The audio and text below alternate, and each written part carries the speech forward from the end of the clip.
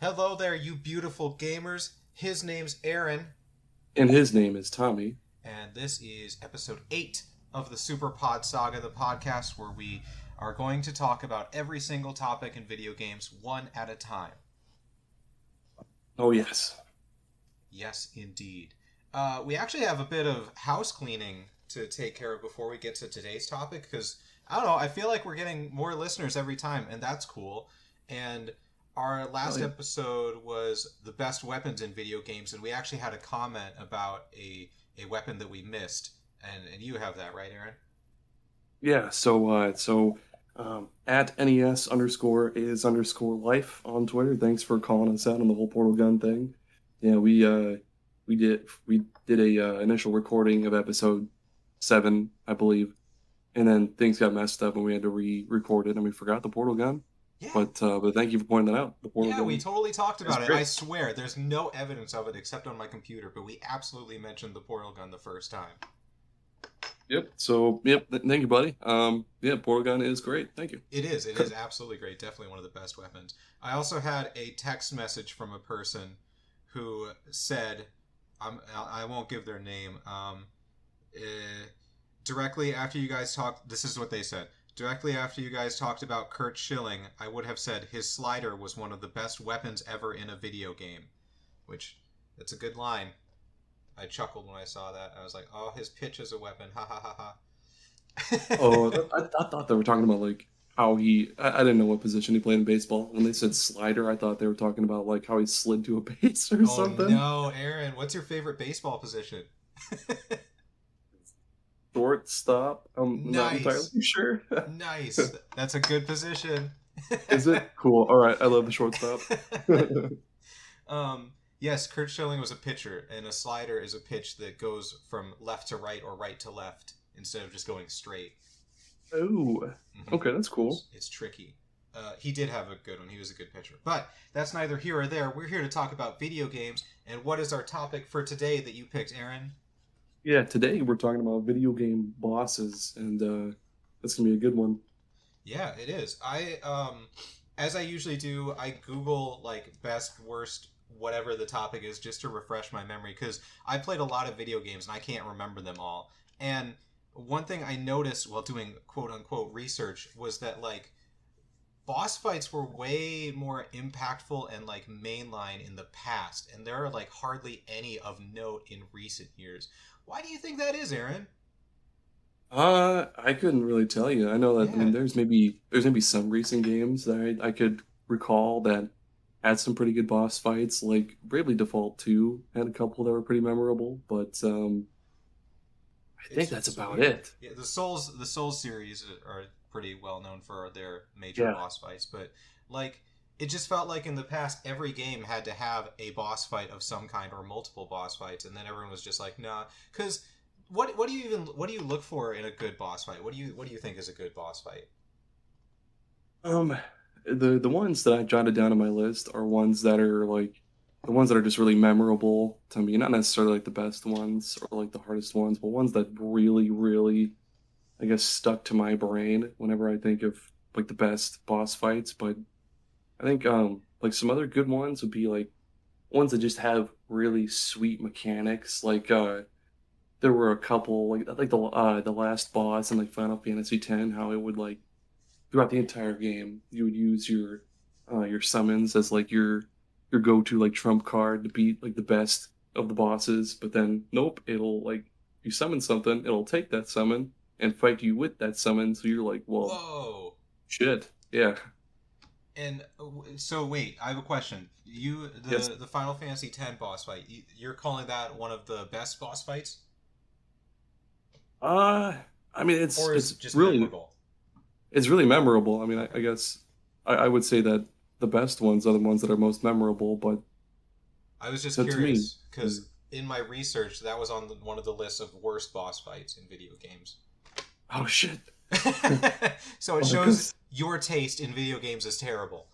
look what I know, I guess. No, I was gonna say that I feel like boss fights can be hard to balance because you want them to be challenging and to be like grand and epic, but at the same time, the player needs to actually be able to defeat them. So it's tough to kind That's of true. make it so that it's cool, but also like something you can manage. And I feel like a lot of video games struggle with that. Like I was surprised trying to think of memorable boss fights just out of memory, but when I looked at stuff, I was like, oh yeah, I found a ton. So, what is the first one you want to talk about? The first one that I wanted to talk about was from my favorite game of all time, Final Fantasy IX. What? And yeah, and it's against Black Waltz number three. And this one, I mean, again, fuck what I know about great boss battles because apparently I suck. But this one really stuck out to me because so first off, he's a black mage like Vivi is, and he attacks your party while you're on this airship because he's like, hey boys, give me Garnet. You know, Oh I my gotta gosh, take he her back is to the like queen. Vivi. Yeah. And then your party's like, nah, dog, we're not doing that. And then you fight him. And so yeah, then before you fight him, he this like really sweet CG cutscene plays, which was Mm-hmm. really back in the PS1 days. They were phenomenal looking. But this sweet scene plays where on that same ship you're on, there's all these other black mages, which for those who haven't played Final Fantasy IX, black mages in that game are like these artificial beings that were created for the sake of I guess just like not necessarily slavery, but they're programmed to be used as like workers and stuff, and like that's their only purpose. Um, but yeah, there's these other black mages on the ship, and they're trying to like shoot down the Black Waltz and get him off the ship because he's just going crazy and blowing shit up. Um, so the Black Waltz gets super pissed, and he starts blowing up those other black mages, and poor little BB, he sees those other black mages falling off the ship and Oh. just being blown to bits. So he goes Super Saiyan mode. He goes into trance, and then that's when the boss fight starts. And then um, after the boss fight, of course, you beat his ass, and then he kind of just falls off the ship.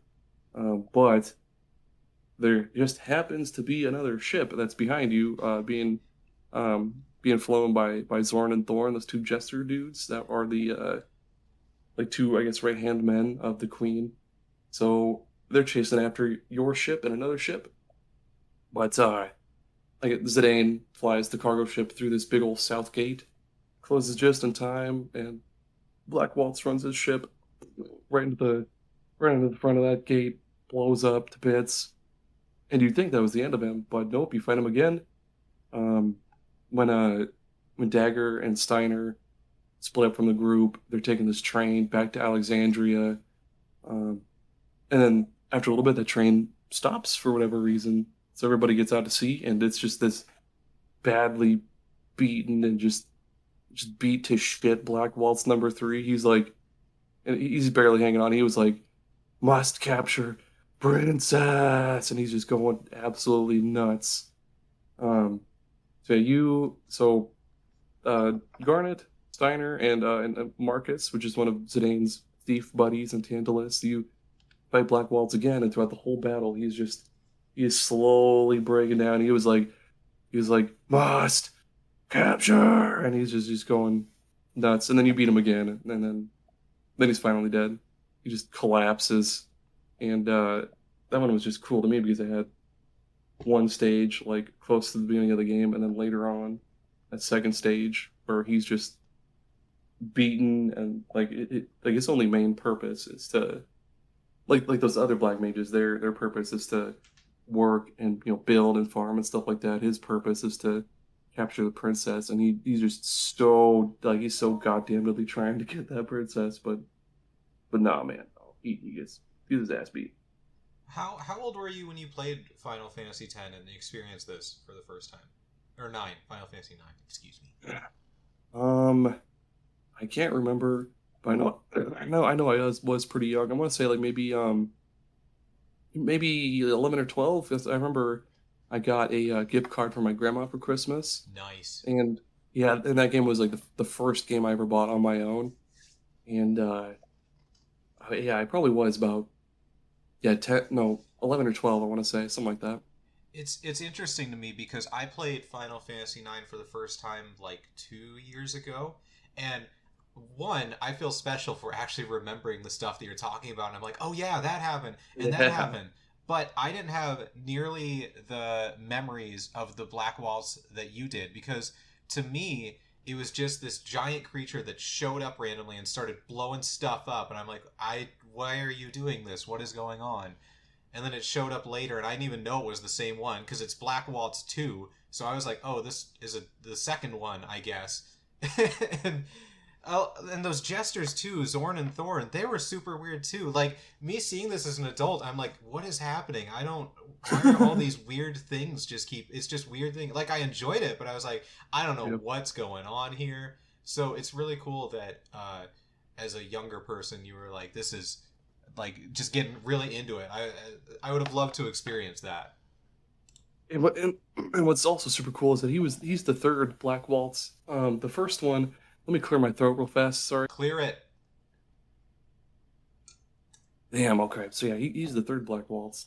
The first one you fight, he's in this icy cave, and he summons this like sea lion. It's called. And then the second Black Waltz, I honestly forget because it wasn't that great. But this third one was just like the coolest one to me. But yeah, well, what did you have for your very first one? My very first one, I guess since you talked about one of your favorite games from all time, I'll talk about one of mine, and it is the battle against Red in Pokemon Gold/Silver/Crystal. Ooh, Because that's a good one. yeah, this is another one that was completely mind blowing as a kid. And even like as the Pokemon series has gone on, I still think it's one of the best because in Pokemon Red and Blue, the final thing you needed to accomplish was beating the Elite Four and then beating the champion. And then that was Yeah. basically it. And in Pokemon Gold and Silver, you beat the Elite Four, and then it's like, cool. Hey, how about you go to the country from the first game and go and get 8 more badges and beat the Elite Four again? So it's like double the game, which I still don't know why they haven't had other countries in their games. They still keep sticking to one when like Gold did this miraculous thing. Um, Anyways, so your adventure doubles in length. You go and beat the Elite Four again, and then you go to this place called Mount Silver, climb all the way to the top, and up at the top is Red, who is Yeah. correct me if I'm wrong, but he's the main character from the manga, right? He's also the main character from the first games too. The Oh red yeah, and that's red and right, that's blue. right. Yeah, Yep. it's the character you played as in Pokemon Red, and he doesn't say anything. It's just silence, and then you start fighting. And he's got the most difficult Pokemon ever, like Charizard, Blastoise, Venusaur at level 77, a level Yep. 73 Espeon, level 75 Snorlax, and then to top it Oh, off, it's Snorlax. to top it off, a level 81 Pikachu, which that's Holy shit. yeah, and it's like every other fight in the game is it's you're just supposed to go in there, do your attacks, and move on. But he has his Pokemon actually have like thought put behind their attacks. Like Venusaur has Sunny Day, so that the Solar Beam goes in one turn, or Blastoise has Rain Dance, which I think does something to Blizzard. Maybe no. No, it's Anyways, for Hydro Pump. It gives it 100% accuracy. well, he doesn't know Hydro Pump. He knows Surf and Whirlpool and Blizzard. Oh, it also does boost water moves, but There we go. sorry, There we go. continue. No, that's I needed that information. And the Pikachu knows Charm, so it's just like an insanely difficult fight at the end of the game where I feel like the Pokemon games have kind of shied away from challenges in later years. That was super duper cool though. Like, yeah, no other games have done that where you fight like the main beefed up character from the very first games in the series. Yeah, it just made some connectivity between the two that I really liked. God, and he was an absolute bastard too. First off, Mount Silver had some of the most high level Mm-hmm. Pokemon in the game. Mm-hmm. I'm pretty sure.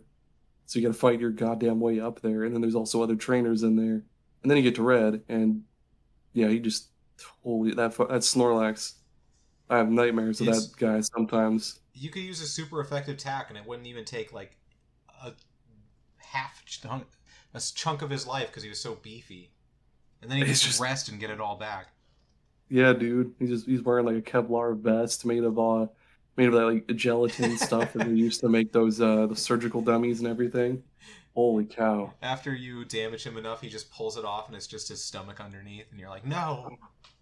Um, and then in Heart Gold, Soul Silver, the remakes for DS, I never beat Red because they made it even harder somehow.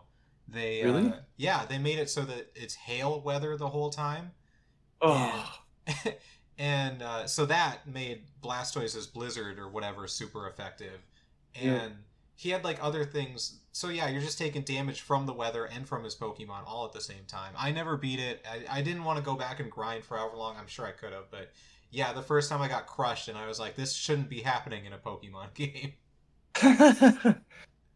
That's what levels were they? Let me look. Give me a couple seconds to Google. Did you ever play Heart Gold Soul Silver?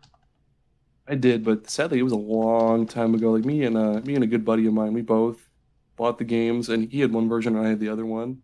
And they've been so expensive for so long that I just Oh, I haven't can't. been able to buy a new copy. So in Heart Gold Soul Silver, every Pokemon is a higher level. He's got Venusaur, Charizard, and Blastoise that go from they were 77 in Red or Gold and Silver. In Heart Gold Soul Silver, they're 84. There's Oh, Jesus. instead of an Espeon, he has a level 80 Lapras. The Snorlax is level 82, and the Pikachu is level No. 88, which I don't know for sure, but that sounds like it's got to be like the highest level Pokemon of any trainer battle. I'm pretty sure, yeah, that's the Elite Four don't even come close to that, No, I'm pretty no, sure. they're in their 40s when you first face them, and then Oh 70s the second shit. time. I could be Oh my wrong. God. Um, That sounds about right. this is horribly random, but I really shouldn't even bring it up. I just saw a tweet on Twitter where someone ranked all their Pokemon games, and they had Gen 2 as dead last, and no one in the comments defended Gen 2, and I'm like, that's my favorite out of all of them. I don't And see why. Gen 2 did a lot of I cool shit. know, Like that I know, they it's brought in like the night and day cycle. They brought in the little Poke Watch thing you could do so much with. You could breeding. call people. You could make Yeah. your Pokemon have sex with each other. Yeah. What? That's crazy. But I I know. guess, each their own, It's whatever. Twitter. It's Twitter. It's everyone's gonna Yeah. have an opinion. Uh Speaking of absolute bastards, my next boss is the Yellow Devil from the first Mega Man game. Um and holy shit, I've played the original Mega Man so many times, and I can at least get through like the usual bosses. But Yellow Devil, once I get to him, it's just it's impossible. You have to be like an absolute G Fuel sponsored pro gamer to beat that piece of shit. Because if you haven't if you haven't Googled him Oh, yet, I googled him. he's okay, cool. He's just this yellow Doesn't look son of a anything like a bitch. devil. This is not. Yeah, This guy has no yeah. right being called a devil. Oh, I mean, he's called Devil because he's hard as fuck to beat. But yeah, he's got that red eye in the middle, and that eye is the only place where you can damage him. Hmm. So throughout the fight, he's constantly disassembling his body piece by piece, moving to the other side of the screen, and you have to dodge each piece in like an almost horizontal Tetris-like fashion, because he reassembles in the other side, and you have to keep shooting his little weak spot, otherwise that fight is never going to end. But I've tried so hard to memorize the patterns of each piece, and I just can't. And then I go and like I go and see like people doing no damage runs of the first Mega Man, Oh and they my could beat gosh. that son of a bitch without taking damage. And I don't know how people do it. That's just, it's impossible to me. I cannot. But yeah, fuck that guy. Honestly, I love go right to hell. I love my only experience with this guy is seeing him in the Super Smash Bros. Stage from Yeah. Wily Castle. So I have Yep. seen Mr. Yellow Devil. I can't imagine fighting him. But speaking of people who do no damage runs, I it's watching speedrunners or people do those kinds of things is absolutely insane to me. I saw a gif of somebody doing a speed run on a Fall Guys level, and I was like, I am so untalented. If Jeez. if you had to pick a game that you would go pro at speed running in, which do you think you would have the best chance of going pro in speed running? Oh God. Maybe no, I can't really think of anything honestly. Yeah, it's because we Maybe suck at video games. Golden Sun because I still have a good bunch of that game memorized. I could probably fly through that game, and I don't remember how many hours it take. That's a good one. That's a good pick. I think Trackmania is the only one that I like specified trying to get faster on, so I could probably maybe make it in Trackmania. But Yeah, I have an untraditional pick for my next boss. do it. Get it out. The Golden Path from Tunic. This is going Ooh, to be major heavy spoilers, complete and total spoilers. So if you haven't played Tunic yet, because that came out this year, go play Tunic and then come back and listen to this podcast. God damn it! I love hearing you talk about this game. It's when we do our game of the year, I'm sure it's going to be on there. um, so Tunic is like a Legend of Zelda Link to the Past type game with Souls-like elements, surprisingly. And so it's got super hard boss fights, super duper difficult boss fights. And you get to the point at the end, near the end of the game, where you get to the final boss. And I faced her once, and she just absolutely crushed me. I don't even know if I got a single hit in. And Damn. at that point, I should mention, throughout the game, as you're traveling the world, you're collecting pieces of the game's manual, and they're in a different language, so you can only kind of figure out what they mean. And I found a manual piece that showed, like, from what I could decipher, for the end of the game, there are two options. Option A, which is defeat that boss that I just died to, and option B, find the golden path. And I was like, well, I'm never going to do A, because combat is hard, so I'm going to go for this golden path. And I, like, searched the entire world trying to find this golden path, couldn't do anything. Like, my only clue was a manual page that was like a door in the mountains that had like a grid of 4x5, and the grid had squares with numbers on them, and it was like golden path, and I'm like, okay, this is a clue, but I have no idea what this means because there are no numbers in this world. And on another manual page, I saw just this tiny picture. This wasn't even the focus of the page. It was just a tiny picture that showed a box number, and then showed another number next to it that looked like the number in the manual. And so I was like, oh, do those squares correspond to the number on the manual? And so I looked at the numbers on the manual, and this whole time, this entire game, there have been hidden on the manual pages golden lines, either in like the background of a manual, or just like as a part of something that you never realized.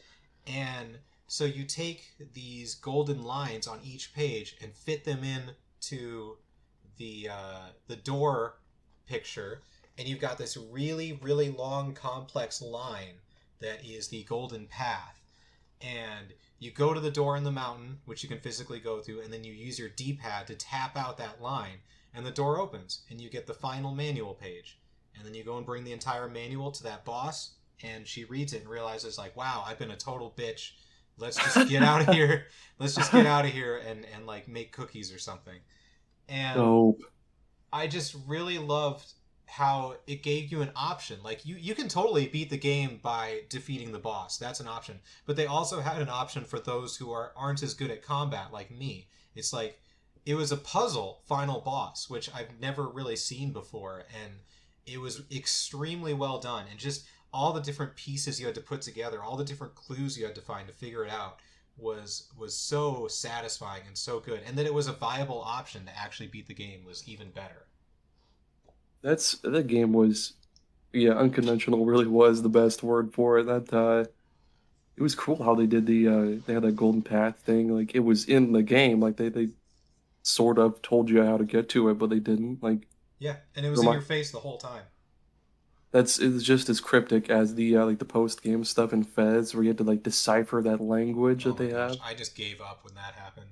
I saw They, the first credits and I was like, that's it, I'm done. And then it didn't it give you like a first person view? yeah, yep. That's how you found That's the right. different messages that led you to different clues. And I remember in Fez trying to I went to like a Reddit page to try to just like understand and to try to understand that stupid language. Oh, I got like maybe two letters memorized, and the rest I just had to just take a snapshot of with my phone, and eventually I gave up because the people who actually deciphered that stuff like took the time to learn all of that stuff in Fez, and then figured out like the black monolith bullshit. That man, Yeah, I that can't. requires a lot of patience that I just don't have. I will say without spoiling it, do not try to decipher the language in Tunic. It is not a simple letter replacement or symbol word replacement. It is way more complex than that. Really? Yeah, I it's I'll message it to you later because I don't want to spoil any more than I've already spoiled, Oh, but that's fine. it's super complex and I don't know how you would be able to figure it out on your own, but people obviously did. Oh man. Um, so yeah, speaking of totally complex and just insane, the next boss that I have is it's one from Borderlands 2. It's Terramorphous the Invincible. Oh, what a Um, fun name. yeah. And this guy, it's a post game quest and or yeah, it's a post game quest, and he's considered like the true, big boss of the game or true final boss or something like that. I forget, but the quest that you take to fight him is called "You Will Die Seriously," um, and essentially you and or your teammates you drop down like you go through this hole and you drop down into this big open area where Terramorphous is just chilling, and he's just this big snake or worm or like serpent or whatever. And what makes it so difficult is not only does he have just the most ridiculous amount of HP, like he has the most HP of any boss in that whole entire game, but he also will constantly throw boulders at you and or your teammates, which do stupid amounts of damage. But then he'll also summon these smaller tentacles that poke through the ground and they'll shoot at you. And there's different types of tentacles too. Like there's ones that'll just shoot lasers at you. There'll be ones that'll shoot like lightning, that'll take down your shields or whatever. And there's a few other ones, but this one I have a pretty good amount of experience with because me and my brother Devin and our good buddy Jared, we would try our damnedest to like speed run this whole boss. Um, and back in the day, there's this one spot, there was this mountain or pile of rocks or whatever right by where you drop down into the boss fight, and there was this one specific spot that you could sit in, and where he couldn't hit you with anything. None of the tentacles could hit you with anything at all. So if you sat in that one specific spot, you took no damage, and you could just blast the absolute shit out of him. You Nice. know, yeah. Um, and that was one of the coolest boss battles ever because you can beat him using like the actual way, not being a little bitch like we were. But it's just so difficult because there's all those tentacles, and you got to divide your time between taking out those tentacles and then shooting the big motherfucker. But See, that's oh that's I think the definition of a good boss fight because it's not just a bullet sponge that takes a lot of bullets, but actually has different mechanics that keep you on your toes. yeah, And that's actually going to lead into mine. It was almost like you were talking about the same boss but from a different game. I'm talking about everyone say it with me, Fogoth the Untamed from oh god, from Destiny, the first one. He was the final boss in the Summoning Pit Strike. That's what it's called, right? Well, it was a strike in the first Destiny, and it was as I said in the last oh episode, Destiny had a huge impact on me. Did you just Google him? yeah, I know this guy. Okay, I Yeah, know exactly what you're yeah. talking about. Go ahead. And in Destiny 1, the strikes were actually like super difficult. Like they were not something that you just went through and defeated. Like they were really difficult. Or maybe my strike team was just bad. But either way, it's Fogoth is he's called a he's an ogre. He's a giant creature with a hunchback, and usually they have big eyes that they shoot lasers out of. But this guy has like tumors covering his face and body, and when you first come to fight him, he's like chained in the middle of the room, and there's a bunch of smaller enemies around, but you're free to like just keep shooting at him. He'll shoot his laser at you, but like he's just chained to the thing, and you're like, okay, well, this is kind of surprisingly easy. And then when you get his health down to a certain amount, he just rips the chains out, and then he's moving around the arena, shooting you with his laser and stuff. And it's just such a, it takes you back, and you're like, oh no, this is bad. And he's very dangerous, and it was just so memorable to me early on in Destiny having to fight this guy. I remember they had an exotic weapon, or yeah, it had to have been an exotic weapon early on in Destiny that could shoot through walls. That was its special ability. It was a sniper rifle that could shoot through walls. And one of my friends got it, and so we would stand in the room before going into him, and you could just shoot him through the wall until he was dead, and he wouldn't break free from the chains, because that wouldn't trigger because you hadn't entered the area yet. So just like you cheated in your Borderlands game, we cheated in our Destiny game. They eventually made it so like a super difficult enemy would spawn in that room if you didn't exit. Oh yeah. Yep. So we had core memories. Yeah. Oh, absolute core memories. Destiny is the only game where I've met a random person that actually became a friend for a while. I played it with an actual real life friend, and then one night playing the multiplayer, we had a guy who like carried us and did awesome. And so we added him as a friend, and he added us back, and he had a microphone, and then we just played Destiny for months on end. There was, I think I have a buddy like that I met. I forget what game I met him through. So his name, this isn't the Joey that we know, but his name is also Joey. And I met him. He was a friend of a friend, but he messaged me because I was playing some obscure ass game on the 360 that I forget the name of. Yeah, he was like, "Oh, dude, do you want to run through that game 100% all the achievements?" And me back in the day, I was like hell yeah, I'm all about getting all the achievements. Yeah. Yeah, we became good buddies by playing that game, and then we played other games, like we played Overwatch together for a long time, and and just a good bunch of other stuff. But what the hell was the name of that game? It was Mario Kart. I think it was Hunted the Demon's Forge. That's what it was. Close. I was so close. You were. Oh man. God. Yeah. Eventually, we all moved on from Destiny, and I never talked to him again. But it was that poor guy. Super cool for those few months. He's sitting at home alone. He's got this little shrine with your picture in it. It's our fire team picture.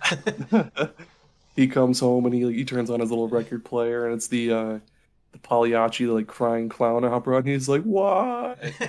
I miss you, Strike Team." He could still be playing Destiny because Destiny still exists and the servers are still on. He's patiently waiting for you guys. He's like, any minute now. Oh man, did I have the digital version? No, I had to have had the disc version because I wish so badly that I could turn on my PlayStation 3 and it could be like, oh, you had the disc versions of these games, so let me just let you download them. But that's not that's not how it worked back then. And I can't find all my PlayStation 3 games. I do not know what happened to them. I feel like the original Destiny has to be just super cheap though. Is it $20? Really? Yep. Okay, I mean that's still not bad, but I know it's not, but it's like I'm not going to spend $20 on something just to be like, yeah, I remember these feelings. God, I remember one of the coolest things in Destiny was, I forget which strike it was. Maybe it was the glass vault or something like that. But you had to go through that little maze that had those gorgons or whatever. They're like these little balls that like float around, and if they see you, they'll shoot the piss out of you. I forget if it was like a one-hit kill or not, but yes, that was the Vault of Glass raid. That Vault was of Glass first raid in Destiny, and you are correct. If at any point when you're going through this maze, one of those ball things sees you, your entire team instantly dies. Yep, I remember we had again it was me, Devin, and Jared. We us and like two other people. I forget. We would. There were two people that were hunters, I think they were called, the people who would go invisible. Yep. They would go invisible, and they would just speed run right through that, and they would trigger the next checkpoint or whatever, so everybody would just hop off a cliff and die, and they would respawn. Oh, that would work. Um, I'm pretty sure, I unless mean, I'm yeah, it makes sense. I yeah, attempted the that raid part. exactly once because you needed 6 people. Like you couldn't. There was no matchmaking, so you had to actually find people to team with. And the one person in our 6-person group that knew how to do everything didn't have a microphone, so he communicated. Oh, And it was on PlayStation 3, so there's no typing messages. So he had to communicate through crouching and jumping and shooting. And so we had to follow him through the maze, and it was very very difficult. We never completed it. We got to the final boss and we just couldn't communicate, figure it out, etc. I've That was the only time I've ever attempted a Destiny raid because I don't have the time because they take hours. yeah. How I don't understand how we didn't have a mic back in that day because I feel like all sorts of third-party companies were making mics for, well, the 360 anyway, but they had to have made just absolute dozens of mics for the PS3, I feel like. Yeah, yeah, I had one and my other friends had one. Come on, guy, get with Rings it. are cool. It's probably like $10. Just go to LameStop and buy a mic. Yeah. Go Freaking back in doofus. time and fix it so that I could have beaten a raid in Destiny. Speaking of big dumb dummies, the next boss that I have is his name is Jubileus the Creator, and or she, I guess, and it's from Bayonetta, the first Bayonetta. Um, and have you played any of the Bayonetta games, Tommy? I played the demo for the first one on PlayStation 3. Had a lot of fun with Nice. that. Yeah, the those games are so over the top and just wild.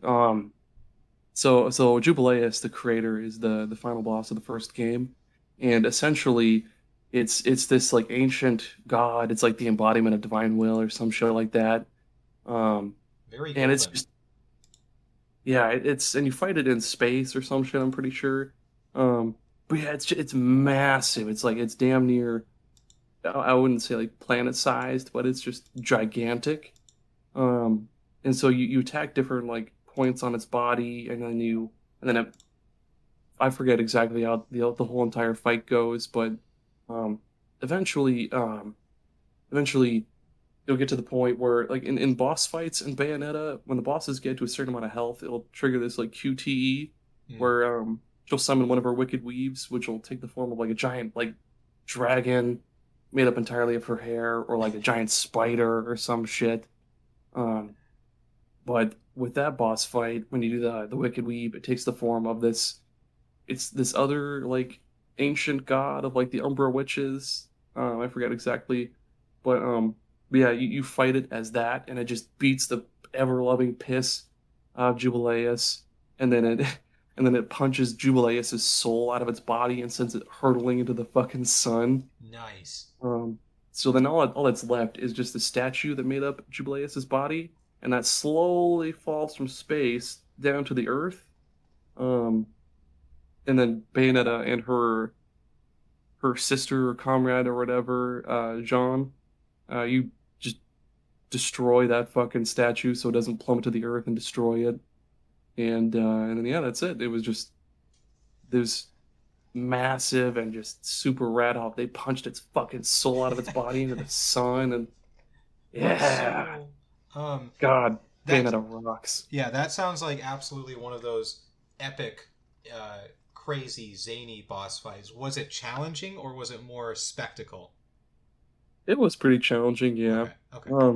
'Cause Bayonetta revolves a lot around dodging and stuff like that. Because if you dodge at the right time, you trigger witch time, which slows down time and stuff. Or you can just use a regular dodge, but yeah, you do gotta dodge quite a bit and not get hit, or else you'll die a lot.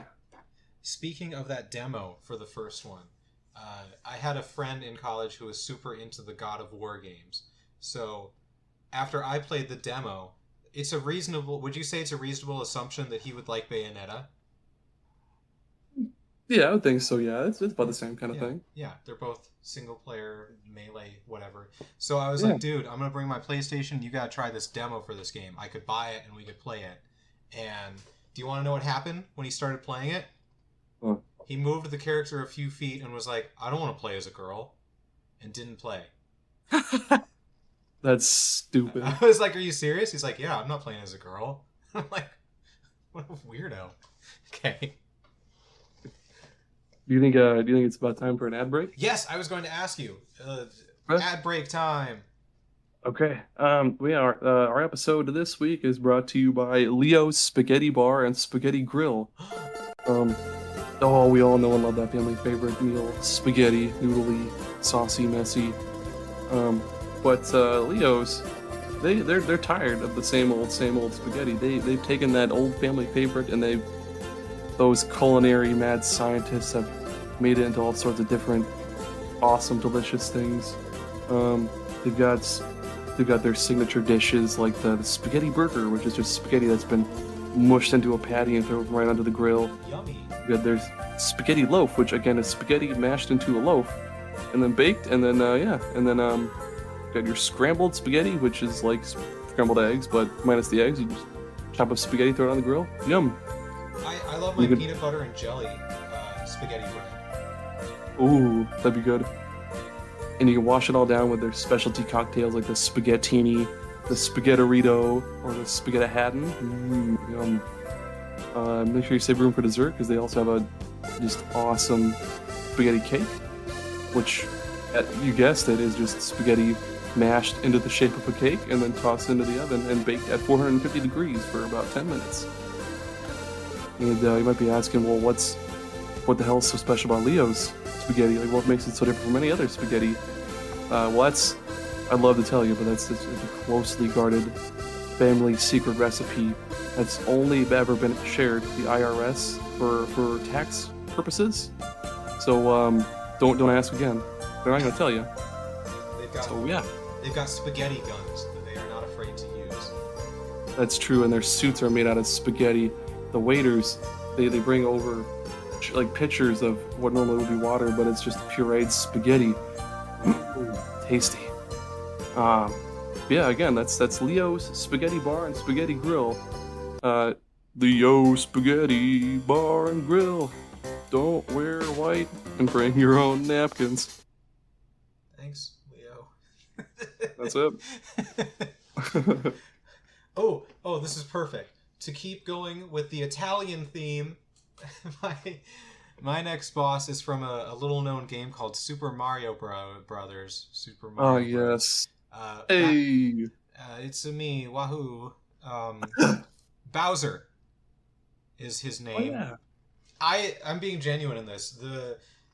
In the first Super Mario Bros., Bowser was an absolute bitch and ruined many successful runs for me in that game because, as I'm sure everyone knows, there's 8 worlds in Super Mario Bros. And in the 4th stage of each world, it's Bowser. And he does this stupid jump up thing at random times, or he throws his flame random levels, and you like you'll run and you'll jump and you'll be like, hey, I'll just jump over this big guy, and he's like, nope, I'm gonna jump too, and if you touch me, you die. And you're like, okay, then I'll just wait. And he doesn't jump, and you're like, okay, I'm gonna go jump, and he's like, haha, gotcha, bitch. And eventually, when you do get past him, in later levels, he's like, eat hammers, little guy, and he starts throwing fucking hammers, 20 hammers, and it's oh man, I've never beaten the original Super Mario Bros. I've gotten to World 8, and it's just too difficult, and having Bowser at the end with his stupid hammers and his stupid flames and taking up half the available space that you need to get past him. I like the idea of him going full Dikembe Mutombo. Like every time him, he's like, no, not today. You were the last person I would think that would reference Dikembe Mutombo. I literally only know that guy from the commercials that he's been on. He was on that one so many years ago. I think it was like for Progressive. And then he was on another one just recently, which I think was also Progressive, maybe? Some insurance thing. They're absolutely good commercials. Yeah. I'd love his laugh. He could be a video game boss. He should be. Holy shit, could you imagine him Dark Souls'd up? He's just all decrepit and haggard, and no matter what you do, he blocks you. Well, You go he for would. attack, he blocks it with his hand or whatever. Yeah, yeah. It'd have to be like if you had anything ranged, like a bow or a gun in Destiny, he would just like swat it away and be like, Holy cow, dude. Um, Speaking of Haggard, this next Hagrid, boss. Hagrid. No, yeah, PS1 Hagrid. No, it's the next one I have is I'm not 100% sure if you pronounce it Gygus or Gigas, but Oh, Gigas from Earthbound.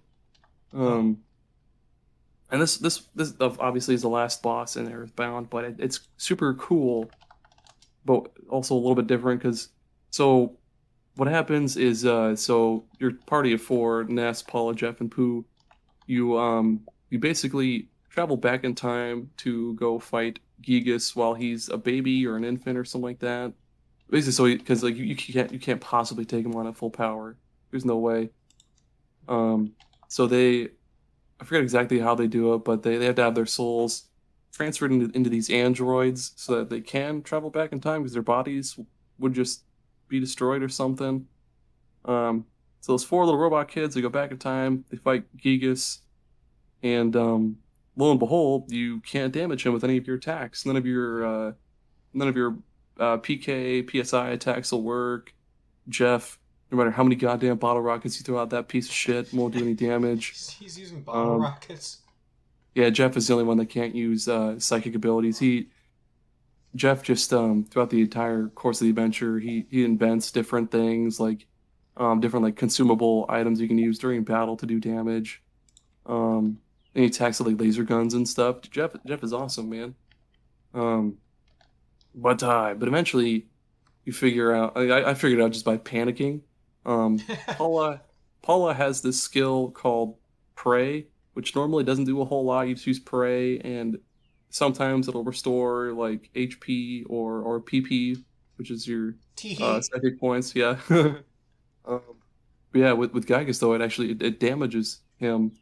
Um, so you just keep using Oh, Pray a ton, and it gathers up the positive vibes of people that you've met throughout your journey and then throughout the entire world, in like an almost like Dragon Ball Z Frieza Spirit Bomb kind of situation. He's like, "People of Earth, lend me your power," but not like that. Um, yeah, you just keep praying, and more and more and more people lend you their power, basically, or their positive vibes, and eventually, yeah, you beat Gigas, and yeah, he's an absolute asshole, little fetus looking guy, little red fetus. your description of Dragon Ball Z means nothing to me because I haven't seen it. But I think Oh. a better example would have been the scene in Elf where Santa's sleigh is failing and everyone needs to have more Christmas spirit to power it. Perfect. Oh my god. I should have done the elf thing. That was I, more in line with that. That's perfect I timing. feel like the Thank video you. game audience can better connect with Elf than Dragon Ball Z. That's true. Oh man, I can't believe I didn't think of elf. I have I have a boss that I'm going to talk about, and it's going to be painful for you, and I'm sorry. That's fine. Go ahead.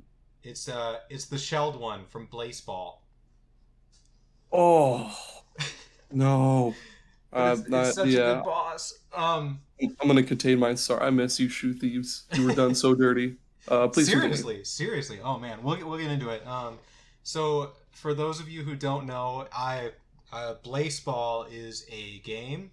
You can't play it right now because it's been all the players have been sleeping for about a year now.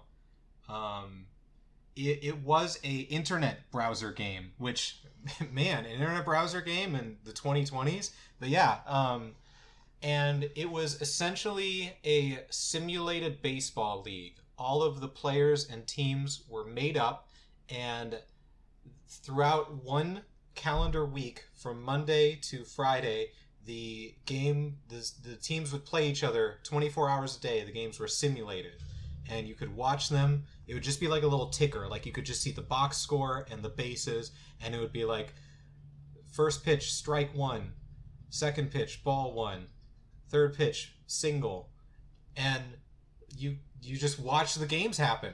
And It was delightful. Yeah, it was wonderful. You would pick your team. I picked the Canada Moist Talkers. Aaron was a fan of the Charleston Shoe Thieves, Ooh, and buddy. and there's a Discord where you would find like-minded people who you would talk about. There were watch parties, so you just watch the games and talk about stuff, and you really grew to love the players and things. And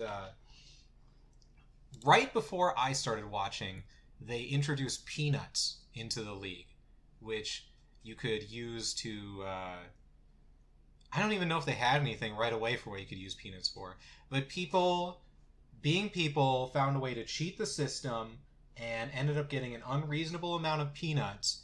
And because of that, in season 3, day 2, the shelled one appeared. It's just this big peanut that just interrupted everything and would just pop up on the screen and start talking in all caps, red letters. And like his first message is, "Hello, do you taste the infinite? I am benevolent. I am a snack. I am a legume. I was benevolent. You are insatiable. Where is your restraint?" And throughout the next few seasons, which is a week at a time, each season is only a week, he would show up at the end of the season and just do messed up stuff. He would take players and put them into peanut shells and make players honey roasted. And like he would take the best players and trap them in peanut shells, which was really rude. So like the best players wouldn't be able to play because they were trapped in peanut shells. And I'm trying to find it. Season 9. At the end of season 9, Aaron's Charleston Shoe Thieves won the championship. They won the whole thing, which that was their first championship, right? Yeah. Usually, a team wins the championship and then that's it. It goes into the off season. There was a goal of winning 3 championships and your team would ascend, which no one knew what that meant yet. But the Charleston Shoe Thieves won their first one, and then the shelled one shows up out of nowhere and is like, "I'm going to kill you all." And he brought a team of all the players that he had put in shells were corrupted, and he made a team of them to face off against the Charleston Shoe Thieves. And it turned into a JRPG boss battle with health bars and everything, and there was like crazy backgrounds, and he was making fun of players he would use phrases that the fans had like picked up on and started using. Like he used them sarcastically, and it was like crazy. And the Shoe Thieves got destroyed, and because they lost, they got cursed. What was the curse that they got? It was different for like hitters and pitchers. Pitchers, it would make it so that every so often they would throw a mild pitch or something like that, and then for hitters it would be like, was it for every hit, they then get a miss or something like that. I forget. It was it was infuriating. Disadvantage. A significant Infuriating. disadvantage. Like they literally never recovered. I think how many seasons did they have of Blaseball? Oh, I gotta know this real quick. I think it went on to like 13. I think. I thought it was more than that. Season 24 began on July 26, 2021.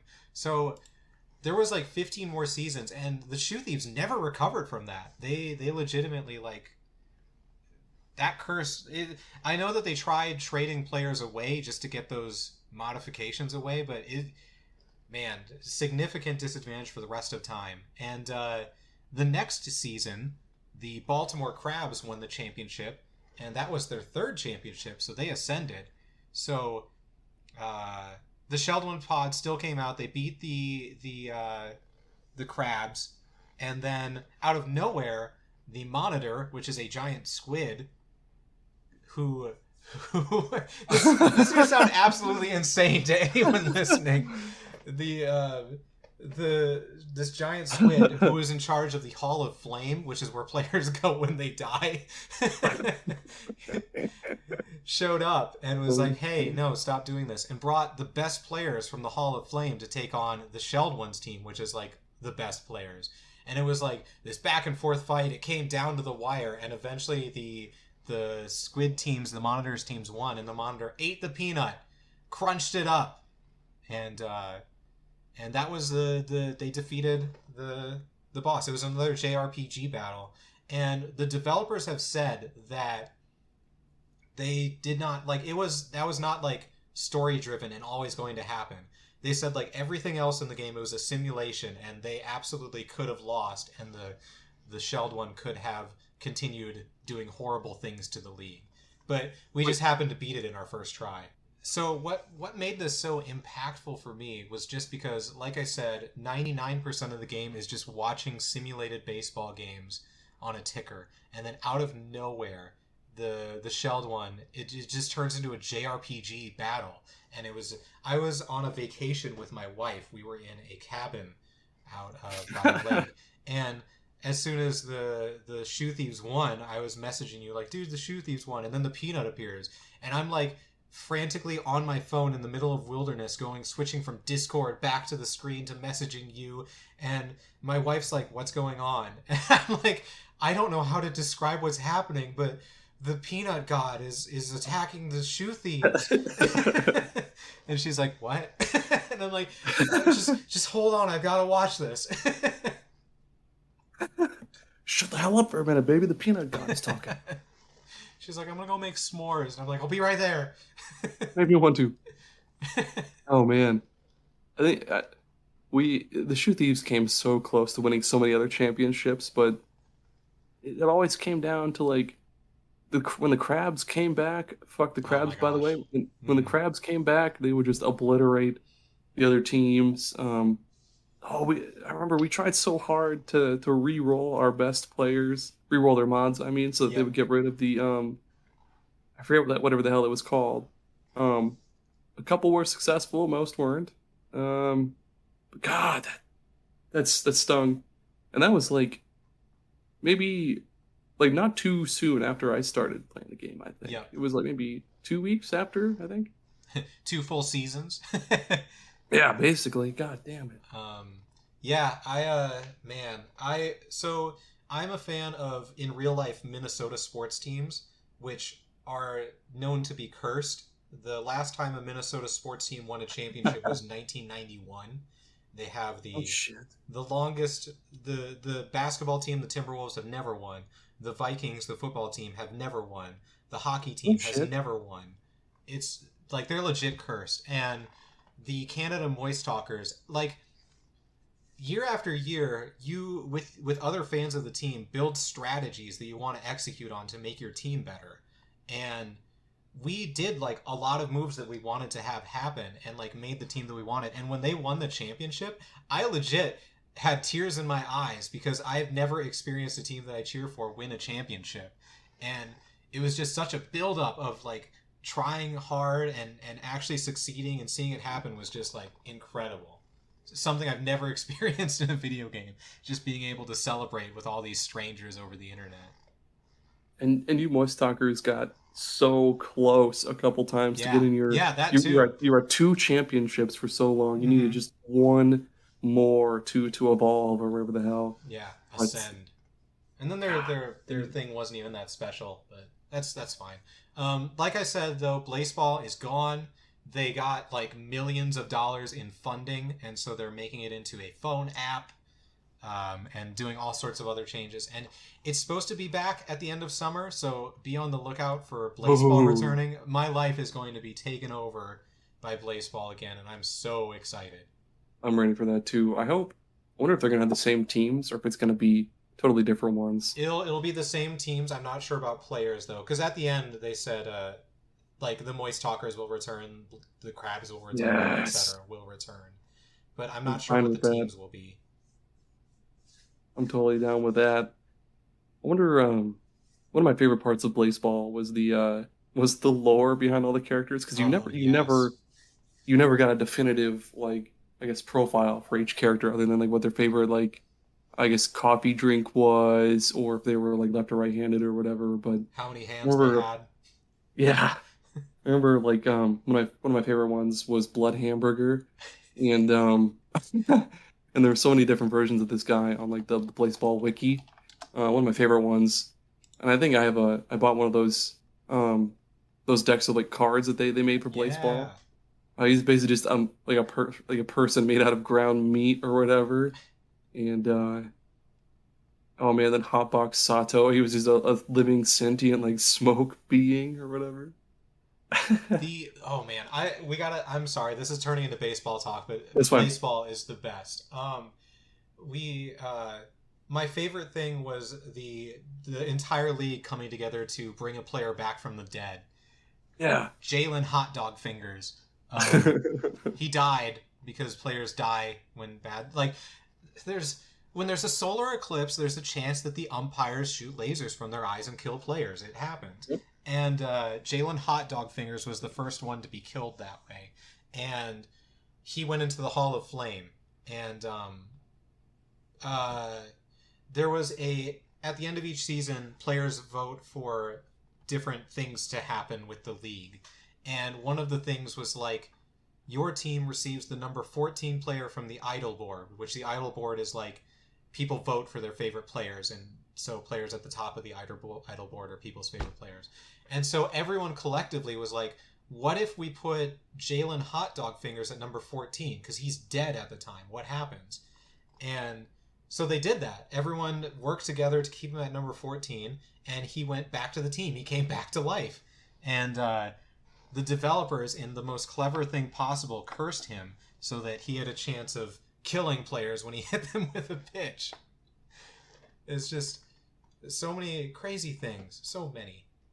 Oh, one thing I wanted to say about the about Blaseball was early on, like very early on, people just on their own were making up the lore for players, and Yeah. it was a thing where I remember people in the Discord being like, "Is this okay? Should we be doing this, or should we wait for the developers to do things?" And the developers came out and were like, "Go ahead, create whatever lore you want, create whatever content you want, just go wild." And that was like the best move that they ever did. That was because they there was one site called Blaseball Cares, and they would make different like Yeah. T-shirts and like shorts and like actual like trading cards for players and shit, and they had like stickers and stuff too, dude. It was so cool. A lot of charity work from Blaseball Cares too. Yeah. They raised a lot of money for a lot of charities, which is super cool. I can't imagine what they would think being like, "Hey, we're an internet game. Here's thousands of dollars." All right. Well, yeah. And so the last boss I have, not to take us off the topic of Oh no, Blaseball you're because fine. I missed Blaseball dearly. The last boss I have is from a game that I just recently beat. It's from Omori, and that's the fight against Humphrey, the big old whale. Um, and I forget if I told you about that one yet or not No, you in our haven't. chat. Well, you Okay. sent a picture of it. I saw a picture of him. Okay, cool. So yes, so Humphrey, it's like toward the end of the game. Um, he basically acts as like there's these three sea witches that live inside of him. Um, kind of like you remember that cartoon? What was it? The Misadventures of Flapjack. How they like lived inside of that big whale. No, never watched Oh, dang it. Okay. it. Do you have a Like, comparison you could use with Elf, maybe? did they ever live inside of an elf or live inside of a whale and elf? Inside of an elf.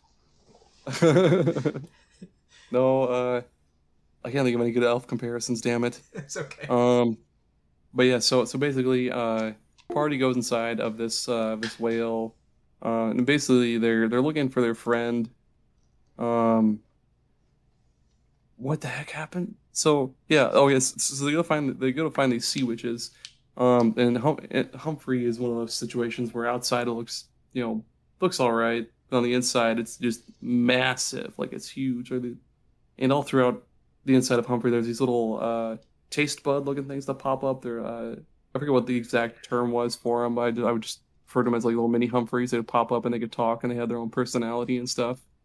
Um, but yeah, so you go through Humphrey, you beat the sea witches, and then Humphrey all of a sudden is just like, hey, feed me. I need food, and nobody has any food. So Oh, he tries to eat your party, like he swallows you, and so you're in these. I think there's like maybe four different stages of the fight. So you fight this cluster of mini Humphreys, you beat them, and then you keep getting swallowed down further, and then each time you're swallowed down like further, the screen gets dimmer and dimmer, and every time. you're about to get swallowed again. There, he gives you like this creepy rhyme, which I wish I had wrote some down because I not wrote, sorry, written some down. Sorry, I went to West Sioux High School. Yeah. um, yeah, I wish I'd written some of them down.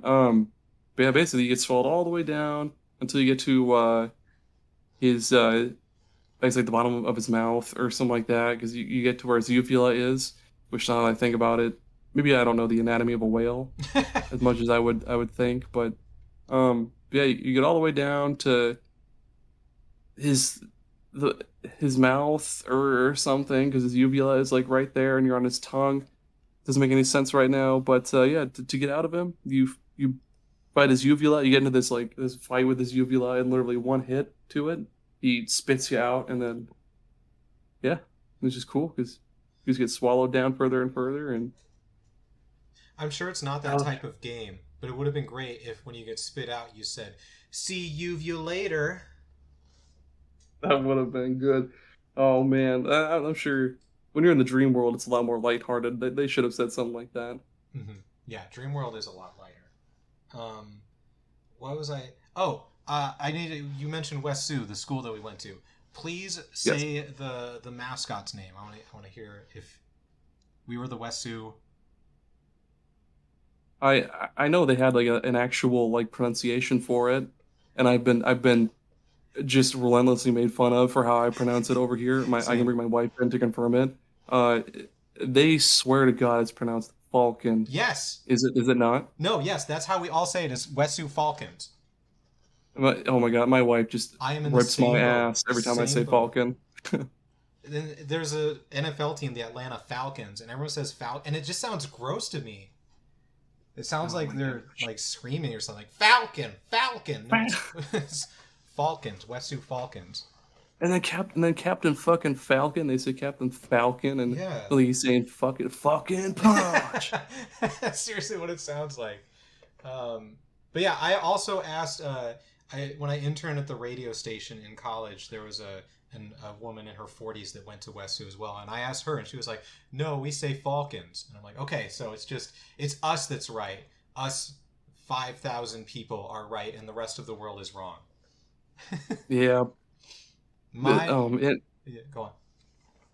I was gonna say also they over here they have so what we call like a loose meat sandwich, which was just like loose like ground meat on a bun and stuff. That they call it a beef burger over here, and that made no sense Oh, to me because all burgers are beef. But I don't know why you wouldn't just call it a loose meat, because that's what it is. It's loose meat, but my wife has like I trained made me to say soda, and it hurts me.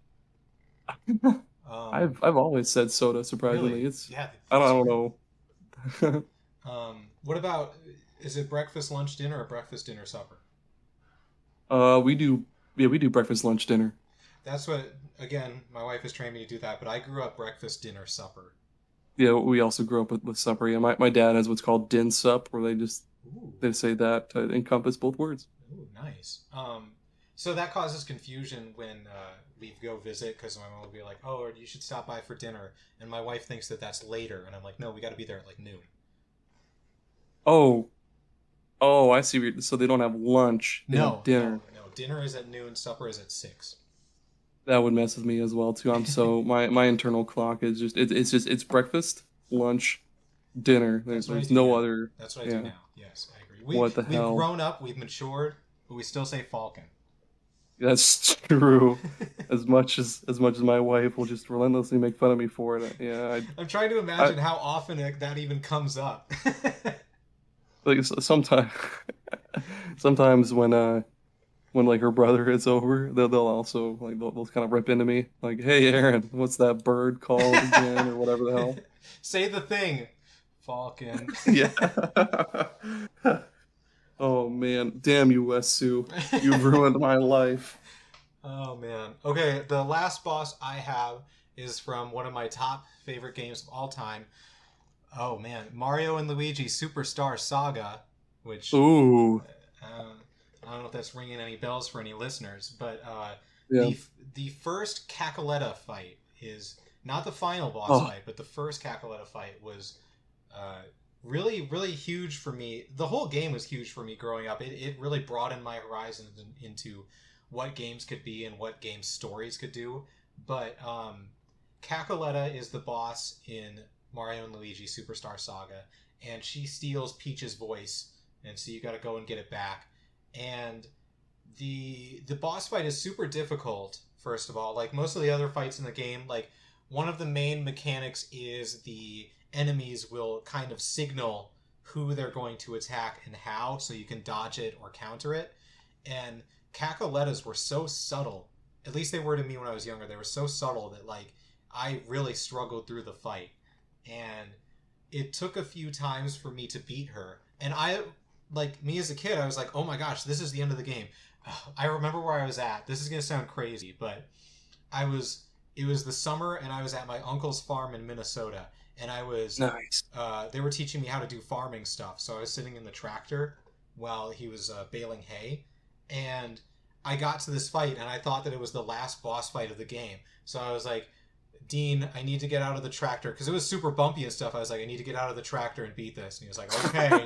So he opened the door and I went under a tree in the middle of this field trying to beat Cacoletta as he's driving around in the tractor. And I eventually did beat her. And so like me thinking like, I did it, I beat the game. But Fawful, her companion or worker, minion, there we go, minion, scooped up her remains and like brought her away and eventually combined her with Bowser. But just the fact that like the game took you beat the final boss, but it wasn't the end of the game. That's like the midpoint of the game, and she becomes more powerful was like crazy to me as a kid. Just Yep. this story that took so many twists and turns. Like that was my first RPG probably. Before then I played like sports games and other stuff, and so that was like just crazy to me seeing all that stuff happen. I think yeah, I'm still stuck on her on the not that one, but like the final fight Mhm. against Cacoletta on the remake for 3DS. Yeah. And I mean they added that like emergency guard where you can like push a button to block, but I refuse to use that because that's not Yeah. it's Mario and Luigi don't block. God damn it. Yeah. But I can beat her first form, but then there's like a second form. I forget exactly what it is, but I just can't for the life of me beat it. It's tough. God damn it. That's Yeah. another thing for me as a kid. I was so used to like Pokemon games where you just walk through and hit a few buttons and you're the champion. Yep. This game was actually challenging. And Yeah, because you have to dodge, otherwise you'll take the. And you could also counterattack by using your jumps and stuff. That was pretty the cool. timing was tough, and you had to hit your brother's moves, or else you weren't doing enough damage. Oof, great game, one of the best of all time. It's a shame that they ran it into the ground. It really is, and like that whole the whole company that made it is just completely gone, and it's so sad. Because it would be so good on Switch too. Oh.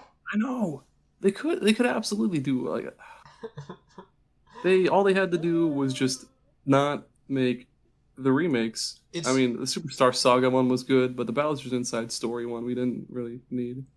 Well, after that one was Partners in Time, which was supposed to be a Game Boy Advance game, but then they ported it to DS at the last minute. So it didn't actually have any DS features. You used the Nope. touchscreen twice in the game, maybe, and then instead of having brothers moves, they had items, which Yep, that that's not sucked. it's not as fun. Like it was so cool being like, I'm gonna hit my brother with a hammer, and then I'm gonna hit him like a golf ball, and instead it's like we have a shell that we're gonna bounce back and forth. As long as you keep hitting the button, you keep doing damage.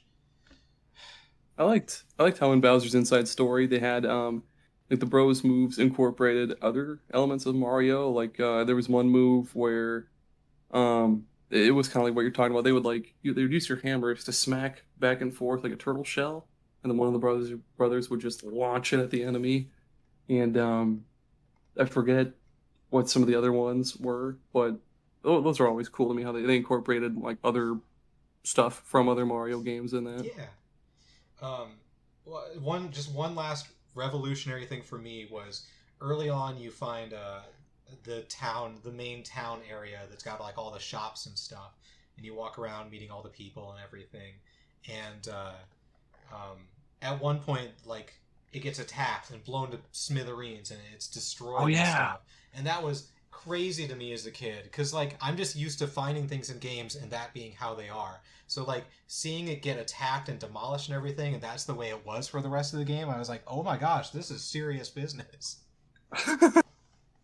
Oh yeah, it definitely wasn't the most serious game on the planet, but yeah, that was it was. I think you could still buy items and stuff, but it Yep. just wasn't as like apparent as it was because it'd be like, here's the item shop, but then you have to actually go look. Like after it gets destroyed, to go look for the guy who sells stuff because he's like hiding out in some other house or something. Fun fact: there are hidden beans in the world, and when you walk over them, you get a little exclamation point over your head. If you played it on the GameCube, the controller would vibrate. No So, shit. yeah, how crazy is that? For this Game Boy Advance game, they had the GameCube in mind for if people played it on the GameCube. That's pretty. They need to do something like that again with the Switch, like because they had the GBA player for the GameCube. They should make something like no, I guess I don't know if they could do that with like DS games or whatever, because you would need the touch screen. No, no. Hmm. I guess I don't know how that'd work. You could But it'd be cool. you could use it'd be a horrible solution, but you could use the pointer of the Wii remote to touch the TV screen. It, I remember seeing like maybe like a year or so ago, amidst all the yearly rumors of the Switch 2 or the Switch Pro, someone Yep. envisioned it oh my God, envisioned it with two screens, basically one that like kind of like folded down or something like that. And, like that sounds like it might be Yeah. cool, but cumbersome at the same time. I I don't mean, know. part of me wants to say, how do you transfer? Like, it's just too much of a change. But look Yeah. at what Nintendo's done with every generation. They're not afraid of doing huge changes. Yeah, like with the Wii U, it kind of made sense that they brought DS games to the Virtual Console because I mean, yeah, Yeah, yeah, you could use the gamepad as the bottom touch screen, obviously, and then your big TV would be the top screen. But I don't see a way they could do like the Wii U gamepad kind of thing with the Switch because the Switch has to be in the dock. I don't yeah, know. yeah. Oh, you're right. That's actually, yeah, I hadn't thought about that. That's a huh. That's something that the Wii U does better. Other than being, other than taking for fucking ever to load in and out of the settings menu. My God. You need to take a video of that and post it on the Twitter because I need to see it firsthand. I'm gonna do it. I'll hook it all up, and yeah, I'll take a video for you, and then put it right on the Twitter. How long it takes to. It's not all that long, but it's still No, compared to the Switch, where it's like instant. It's like a snap of your fingers. It goes to the settings in and out. But this one has to like load. It's like please wait, and it's like 5 seconds feels like a long time. especially when all you fucking want to do is just change like maybe your internet settings or like punch in your NNID or whatever. But yeah. Because we weren't blessed with game states saving like every system does nowadays, where the game stays loaded in the background. You had to exit games and go and do the settings, and then go back in and hope it worked. Oh, kids. Do you have any more bosses? No, that's it for me. Same. I had a couple of bad ones written down, but I kind of like I always err on the side of being positive than negative. So we won't talk about them. Um, so let's see. It's my turn to pick the topic for next week, right? Yep. Wrong, because we're gonna have a guest next week, and Oh, it's our friend Grant, and yeah. I'm gonna call him real quick and have him tell us what the topic is. I genuinely don't know what Oh, he's gonna pick. didn't we also get that call in comment Oh yeah, earlier we this got to week? do that. We'll do that after this. Okay. Good morning. Hello, welcome to the podcast. What's your name, age, location? Are we doing ASL or really going back to AOL? Yes. Oh, okay. Oh, this is your buddy Grant. Hi, Grant. Hi. Hello, Is Aaron Grant. there too? Yeah, Aaron says hi. You can't hear him because I don't have speakers for my Oh, computer. that's right. I can't. Okay, well, hello. You're going to be the guest on next week's podcast, so you, as the guest, get to pick the topic. What are we Okay. going to be talking about next week? So we all went to high school together. So I thought Yep. I'd do a little twist on something that all high schools have, which is a yearbook. Okay. And so I think for next week, I think we should, if it's fine with you guys, come with a list of games or anything that fit categories under like most likely to or whatever. So it can be something as simple as most likely to make Tommy pee his pants or whatever, and then you list a That horror wasn't games. in our yearbook. That wasn't in our yearbook, just so everyone knows. That wasn't a what? That wasn't in our yearbook. Oh yes, no, it wasn't. Or it can be something very specific, like most No, I'm likely to down with take that. you on 3 or 4 dates and then leave you missing a kidney in a gutter or None of something these like are that. in yearbooks. Yes, but No, like but- we're saying I that know, most I know, I likely know. to. Yes. So I don't know. What do you guys think? I like it. Yeah, that Let's sounds do it. great. Let's do it. Okay, just I thought it'd be kind of fun, see how creative we can get and everything with it. So Yes. Okay. Hell yeah. Well, look forward to that next week. I'm going to let you go for now. That's a great topic. Bye, Grant. see ya. Oh man. I was going to ask him how he... Hold on. I'm going to call him back. Okay. Hello. Hello. I have one more question I forgot to ask you. Yes. What was our school mascot? We were the West Sioux. Oh. Well, it depends how you pronounce it. How do you pronounce it? Falcon or Falcon. Yeah! There you go. Okay, thank you. Bye. Bye. See, everyone? It's Falcon. We all know It it. is. Do not send us hate emails or hate tweets. It's ingrained into our brains. We've been brainwashed in like an almost Clockwork Orange fashion that it's Vulcan. If you ask 99.99% of the population, they'll just say Falcon outright. For anyone from our school, you're like, we're almost like offended by it. We're like, well, it depends on how you pronounce it. I'll have to have one of these days when Cheyenne berates me for how I pronounce it. I'll have to bring you on the phone, and maybe Grant too. You know, we'll really get into her about it. Like, no, this is how we were taught. God damn it! It's not our fault you were taught wrong. Yes, man. the voicemail. We were left a voicemail on Anchor by, I'm just going to say the podcast name for now. It was the Beard and the Baby podcast. So let's take a listen to it right now. Beard here. Longtime listener, first time caller in. Just want to say quickly that you guys are doing a great job with this. Love listening to it. You guys make me chuckle now and then, which is good. Good stuff. Mwah. Top of the line. Question though. If you guys could be trapped in any video game for the rest of your life, what video game would you want to be trapped in and why? Again, keep up the good stuff, guys. That's a tough one, but I guess to appease my inner child, it'd be dope to live in the world of like any Digimon game, particularly like the Digimon Cyber Sleuth games, because I'm a total nerd weeaboo person, and it'd be cool to have a Digimon. Yeah, similarly, I would pick Pokemon just because I want all those Pokemon to be my friends. And I don't even know if I go around battling. I just go and collect them all, and we'd have fun times. I think that's the important thing, because this question has been asked before and people have answered it. I would never put myself in a game where I have a chance to die. No one ever dies in Pokemon. They just have fun adventures, and they're the same age forever. Yeah, that's true. Yeah, nobody does die in Pokemon.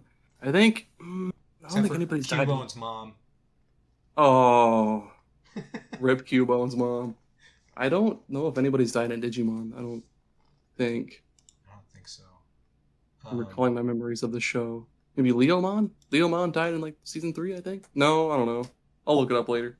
Forget about it. Okay, I've forgotten.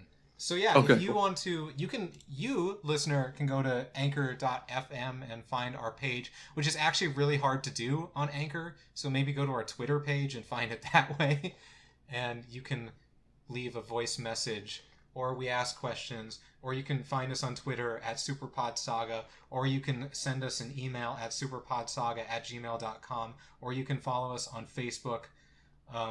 Did I forget anything? We also have an Instagram as well, and That's new. I'm trying to figure all that out. Just like a bowling ball through a pool full of Jello, the MySpace completely fell through. Turns out it's harder to use than it was in 2006, and they only care about like music artists or some stupid shit now. Yeah. So no SuperPod Saga MySpace, Sorry, sadly. everyone. Maybe when we make music, we can create a MySpace page, but it seems pretty tailored towards music right now. Unfortunately, I can't play any music. I've never been able to play an instrument despite how much I've tried. Oh, we can just do parodies, though. We're both pretty good at parodies. You had that one in high school. Hey, Aunt Jemima. Oh my gosh, you remember that? Yeah, right, dude. Don't worry about the bacon. Oh, that makes me so happy that I made an impact on someone with my music. Of course I remember that. That was super cool. Oh, thank you. I told my wife about it, and now I have to tell her that you remember it. Hell yeah. Good times. So, yeah, look forward to next week where we talk about video game yearbook topics with our friend Grant, and I'm sure we're going to talk about much more high school things too, which I don't even know if that interests people, but it interests me. That's right. It's our podcast, so please bear with us. Yeah. All right, bye, everyone. Goodbye.